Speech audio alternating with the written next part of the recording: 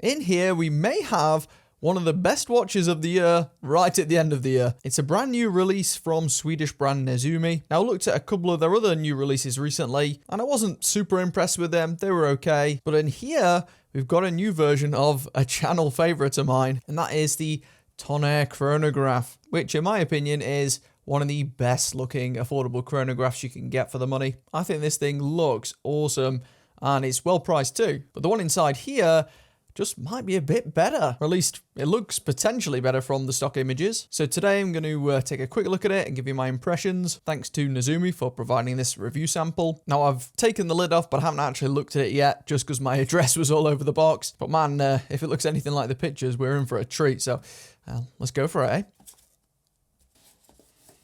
And the box gives you some indication of what we're in for here.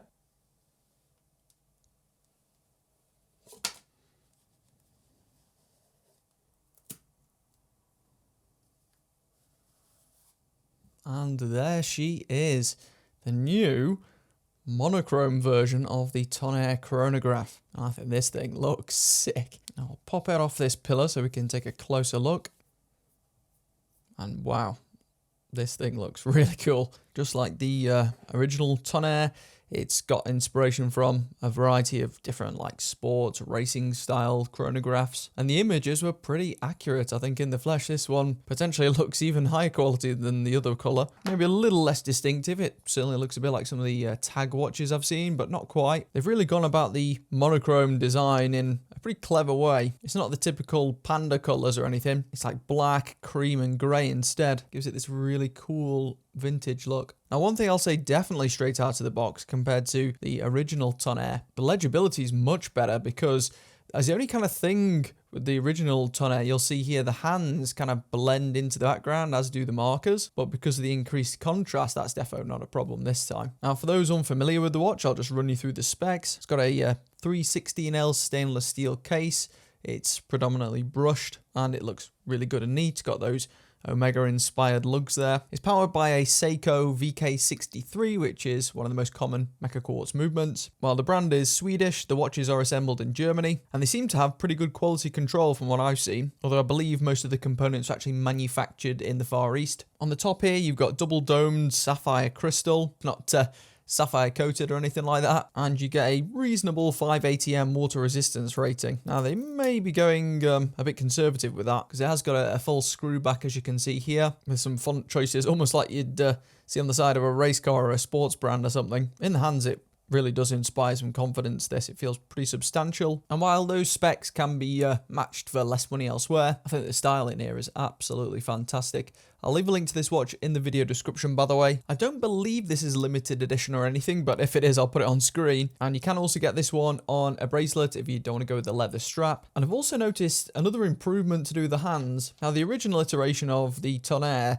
has a very flat and polished handset, which is also one of the reasons why the hands blended into the dial sometimes. Whereas the new one has got hands that appear to be brushed, or at least they're a matte finish. And from the looks of it, they've got like a central crease with just the angular section on each side, which tends to just offer much better legibility. There's always going to be half the hand visible. And I think that definitely looks better. So I wonder if they'll bring that change to the standard Contender at any point. Let's just give this movement a quick test out. You get that semi-smooth sweep.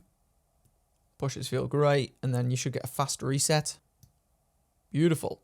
Love to know what you think of this design in the comment section. I mean, this is certainly one of the best looking watches of the year. Not the thinnest watch in the world, but it's also maybe a little bit slimmer than that Dan Henry I just covered. Stock straps are actually pretty decent quality. This one also has quick release spring bars. The only reason I switched from the stock strap on the previous one is because I've got tiny wrists. The strap is slightly too long, but for most wrists it probably wouldn't be an issue, and it's got a pretty decent buckle there that isn't too intrusive. But you can also get this watch on a bracelet, I think, which I haven't tested a bracelet for this watch before, but it looks pretty decent. And for those unfamiliar, I'll just run you through the dimensions. This is a fairly compact chronograph. You'll see here 38mm wide, lug to lug 45.2, and a thickness of 11.7. So yeah, despite being slightly larger than that Dan Henry, it's a bit slimmer. The crystal there is slightly domed, so without it, maybe like 10mm. Now this one is currently on sale for $359 US. Obviously, depending on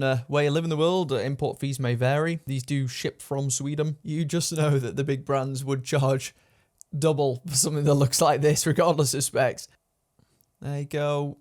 There's a look at the thickness.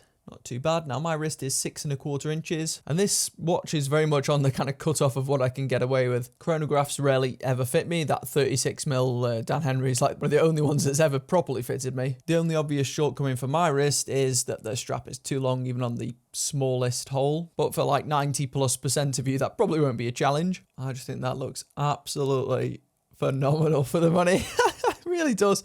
I can't be the only one here, surely. I think this is awesome. They've done a cracking job with this watch. Definitely a brand I'm going to be keeping my eyes on in 2025. I'll quickly do a crystal test and then we'll check the low light performance. So here we've got another one of 2024's best looking watches. That is sapphire there with a nice strong reading. And we're looking for something similar with this Nezumi. Yep. Beautiful. So it is sapphire crystal. Now, regarding the low light performance, I can't remember how the last one performed, but we'll put them side by side in case they've decided to also change the lume or something. Oh, maybe they have. This monochrome version appears to have blue lume, but we'll see how long it lasts. The pips around the outside are far brighter to start with, for sure. So we must be approaching 45 seconds now, and it's night and day, isn't it? I don't remember them mentioning any sort of lume improvement, but there's definitely a huge upstep here. It's gone from being, you know, barely passable or a weakness of the watch to actually being a strength from the looks of this. So overall, phenomenal first impressions of this watch, and to be honest, I expected that I would really like it based on the images, but some of these slight improvements are even better. They're a boon. Yeah, what a corker of a release from Nezumi. Top job to them. It's linked below if you want to go check it out, as well as the original watch too. Wow, 2024 has been a mega year for affordable watches. Thanks for all the support. I feel really grateful to be doing this job, and it helps when you got timepieces like this, doesn't it? Let me know what you think in the comments section below. I'll see you guys in 2025, I think.